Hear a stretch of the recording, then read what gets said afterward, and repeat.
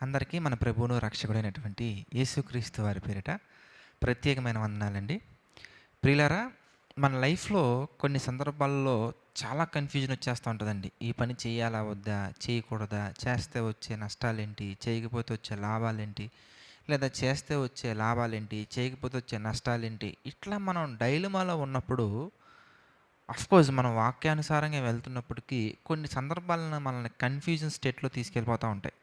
అయితే మనం వాక్యానుసారంగా ఉన్నా, లేకపోయినా గానీ, మనకొచ్చినటువంటి ఆ కన్‌ఫ్యూజన్ అనేది అది ఏ కోణంలోనైనా గానీ స్థిరపరచబడాలంటే గనక, ఒక ప్రొసీజర్‌ని దేవుడు బైబిల్‌లో పెట్టినట్టుగా మనకు అర్థమవుతుందండి. ఒకసారి మనం చూసామనుకోండి, సామెతల గ్రంథం మనం చూస్తే 15థ్ చాప్టర్ సామెతల గ్రంథము 15వ అధ్యాయము 22వ వచనం గనక ఈ సందర్భంలో ఒకసారి మనం జ్ఞాపకం చేసుకున్నట్లయితే, ఆలోచన చెప్పువారు లేని ఎడల ఉద్దేశములు వ్యర్థమగును.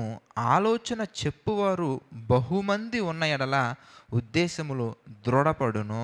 చూసారా ఎంత చక్కగా ఉందో? అంటే ఒక విషయం గురించి అనేక మంది మాట్లాడే సమయం లేదా అనేక మంది మాట్లాడే పరిస్థితులు గనుక ఉంటే అక్కడ ఉద్దేశాలు, నిర్ణయాలు, డెసిషన్స్ అనేవి బలపడతాయి. మనకొచ్చినటువంటి ఆలోచన, అది ఉద్దేశం అనేది అది స్థిరపరచబడాలంటే లేదా దృఢపరచబడాలంటే ఓకే. మనం చెయ్యొచ్చు.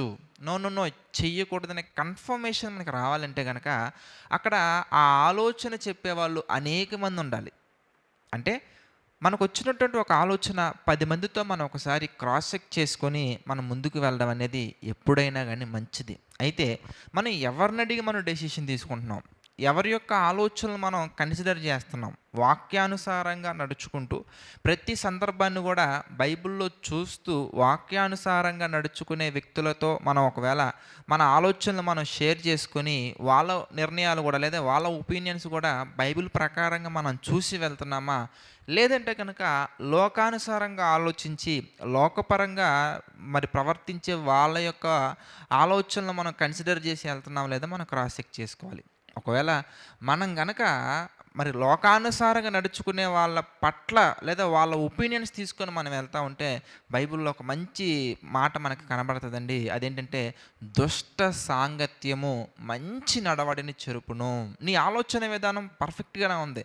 నీ యొక్క ఆలోచన విధానం చాలా అద్భుతంగా ఉంది. బైబిల్ ప్రకారంగానే ఉంది. కానీ నువ్వు ఎవరి యొక్క మాటలు వింటున్నావు ఇంతకీ? ఇప్పుడు నా నా లైఫ్ బానే ఉన్నప్పటికీ, నా హెల్త్ బానే ఉన్నప్పటికీ, ఎవడో నా ముందొచ్చి, "ఏంటి ఈ మధ్య బాగా తగ్గిపోతున్నట్టున్నావు" అని ఫస్ట్ టైమ్ చెప్పారనుకోండి, అప్పుడు మనం అదేం లేదురా అంటాం. అదే మాట మరొకసారి అదే రోజు లేదంటే గనక నెక్స్ట్ డే గాని ఇంకొకడు ఎవడో వచ్చి, ఏంటండి బాగా తగ్గిపోతున్నారు మీరు" అంటే గనక నిన్న చెప్పాడు, ఈరోజు చెప్పాడు, నిజమేనా అనే క్వెషన్‌లోకి ఎళ్తామండి. అదే మాట ఒక వారంలో కనీసం ఒక 10 మంది చెప్తే గనక వెంటనే మనం అద్దం ముందెళ్లి చెక్ చేసుకుంటాం. లేదంటే గనక మనం వెయిట్ చెక్ చేసుకుంటా ఉంటాం. లేదంటే గనక ఆలోచించటం మొదలుపెడతాం. అంటే అది మంచైనా చెడైనా గానీ ఎక్కువ మంది మాటలు మనం విన్నామంటే గనక మన ఆలోచన విధానం అనేది దాని వైపు ఆలోచించే విధంగా మారుస్తుంది. కనుక మన చుట్టూ ఎప్పుడు గూడా మన సహవాసం ఎప్పుడు గూడా వాక్యానుసారంగా దేవుని చిత్త ప్రకారంగా ఆలోచిస్తూ, దేవుని చిత్త ప్రకారంగా ప్రతి సందర్భాన్ని గూడా బైబిల్‌లో చూస్తూ వెళ్ళగలిగే వ్యక్తులతో గనక ఉంటే, ఒకవేళ మన ఆలోచన విధానం సరికానిదైనప్పటికీ గూడా, మరి మన చుట్టూ ఉండేవాళ్ళు బైబిల్ ప్రకారంగా నడుచుకునేవారు, వాక్యానుసారంగా నడిపించేవాళ్ళు, నడుచుకునేవాళ్ళు కనుక, మన ఆలోచన విధానం మంచిగా బలపడే అవకాశాలుంటాయి. మన ఉద్దేశాలు గూడా దేవుని వైపు వెళ్ళే విధంగా దృఢంగా ఉంటాయి. కనుక ఏ పనైనా గాని ఒక విషయం గుర్తుంచుకోండి.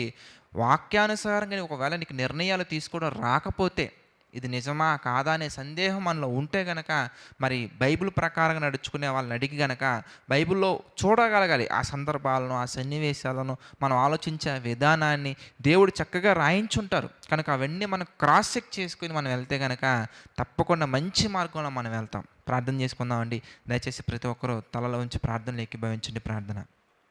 దయగల తండ్రి, ప్రేమగల దేవ, పరిశుద్ధుడ, మహోన్నతుడ తండ్రి, ఈ డైలీ డివోషన్స్ ద్వారా అందరి హృదయాల్లో తండ్రి ఎన్నో మేలైనటువంటి విషయాలు నేర్పిస్తున్నారు. అందును బట్టి మీకే మహిమ, ఘనత, ప్రభావాలు చెల్లించుకున్నాం తండ్రి. ప్రభా, ఈ ఉదయకాల సమయమున తండ్రి, ఈ మాటలు ఎవరైతే వింటున్నారో, వింటున్న ప్రతి ఒక్కరిని మీరు జ్ఞాపకం చేసుకోండి తండ్రి. ప్రభా, మరి విని అనేక మందికి షేర్ చేస్తున్నటువంటి బిడ్డలందరిని తండ్రి పేరు పేరున ప్రత్యేకించి జ్ఞాపకం చేసుకోండి తండ్రి. వారిని, వారి కుటుంబాలను తండ్రి మీ చిత్త ప్రకారంగా దీవించండి ప్రభా.